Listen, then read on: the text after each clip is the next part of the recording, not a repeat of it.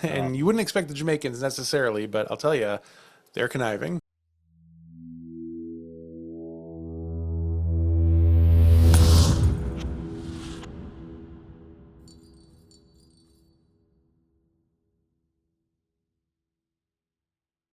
Let's talk about merch.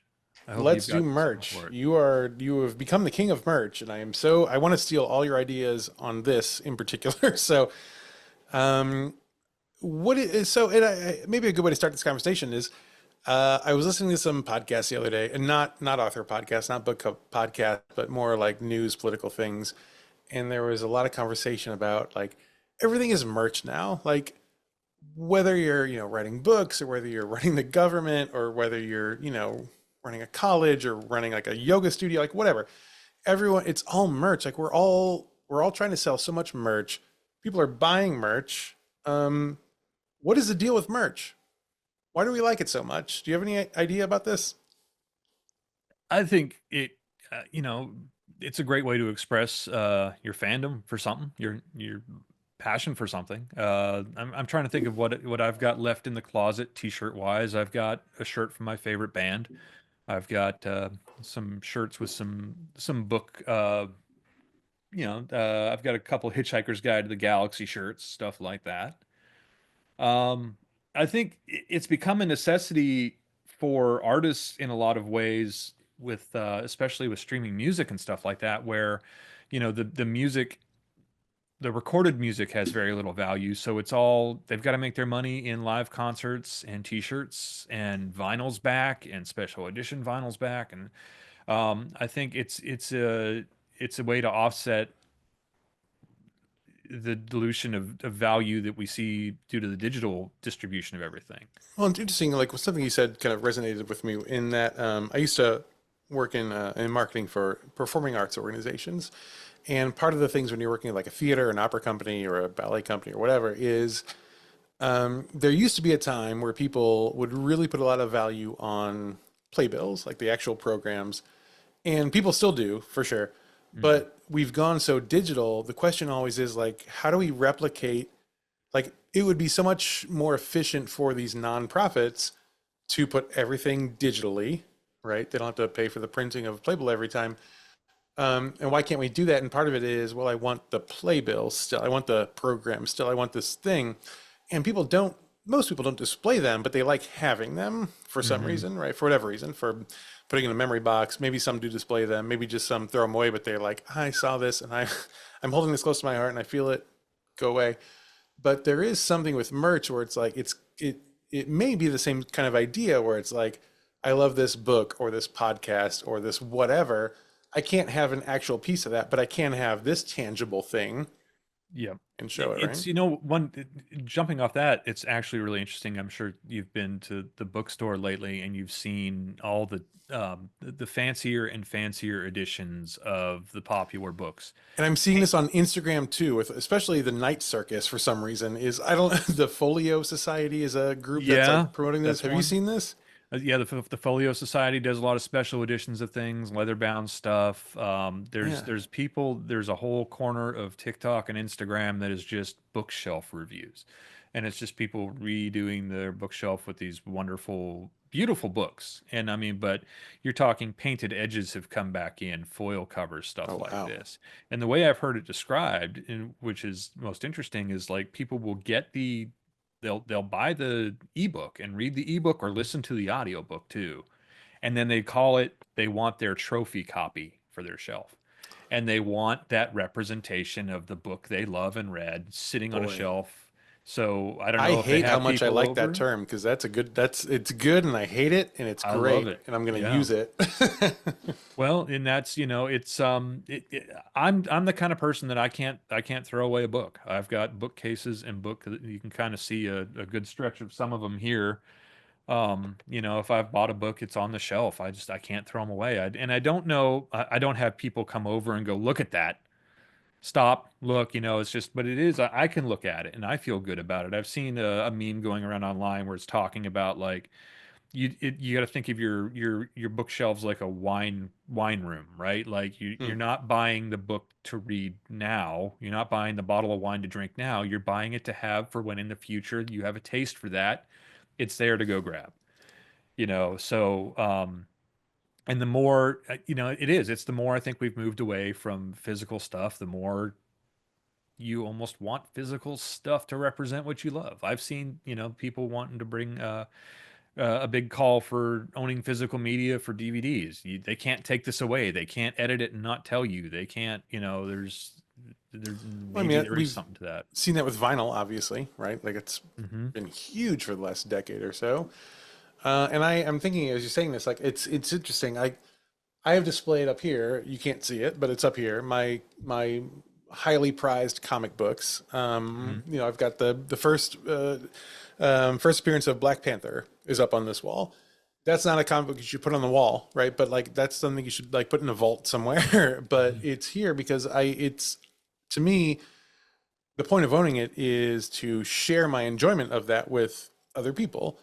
And I think books can be very similar. If you love this thing, you want to share it with people, even if they don't notice it, they don't clock it when they walk in the room. Because I will tell you, it's been a big disappointment in my life that most people who have come into this room do not care about a single comic book on this wall. And there are so many, and they don't care. And that I've seen the shot. it There, hurts. it's quite a collection. I love It it. hurts. I love it. What hurts me is I think I had half of them growing up, and I even took care of them and had them set aside, and I don't know where the hell they That's a are. pain I cannot even begin It to is. fathom Oh, because I yeah. can't. No, no, you did bad, Ben. You did bad.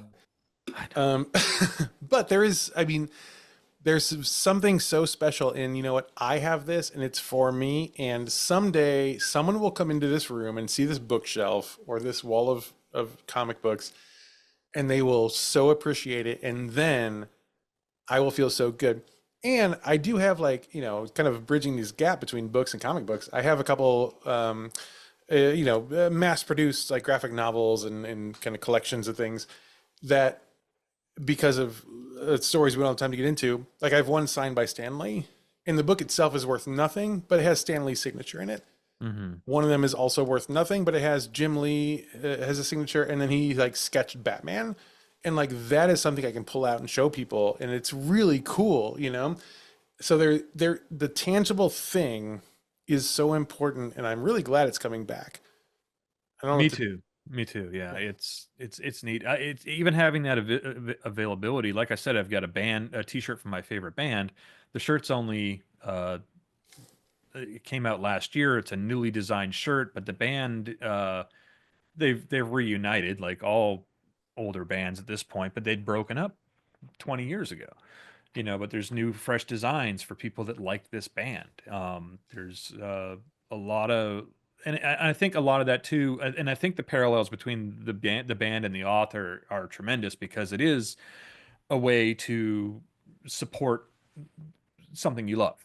I yeah. can go buy that shirt. I know the band will benefit. I can go buy the vinyl. Yeah, I've got the CD. I've got it on Spotify.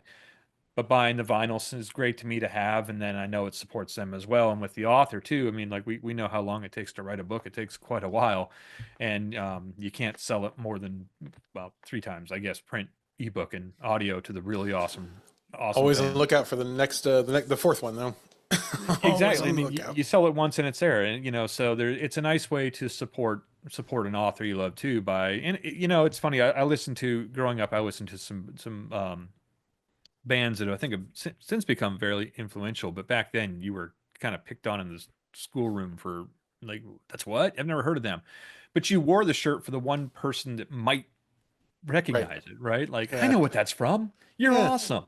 Yeah. There was a guy, I was at Fan Expo a few years ago, and there was a guy wearing a movie accurate Rad Racing t shirt from the movie Rad. Oh man, And he with walked Lori by the Loughlin. table. I'm like, oh my God, that is the most amazing thing. And he came over. He's like, thank you. Tell my wife. I told her somebody would get it. It was like this great thing. I mean, first of all, the fact that more people don't get the rad reference is heartbreaking.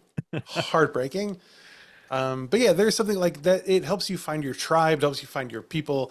Mm. And what I'm curious about, so because I do sell some merch with my podcast, and it sells with the same people every time, which is awesome, right? Yeah. They keep coming back to show support for the show. I am new to this idea of kind of selling merch based on my books. You've been very helpful in that. Thank you again for you've printed out some stickers that I designed and sent them back to me, and I'm working on the pricing of that and get that up there.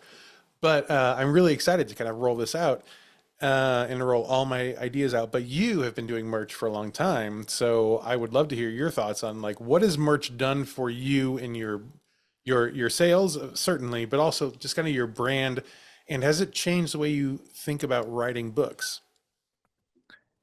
That's interesting. I think a lot of the stuff for merch came from the need to have something else on the table at cons, right? Something else to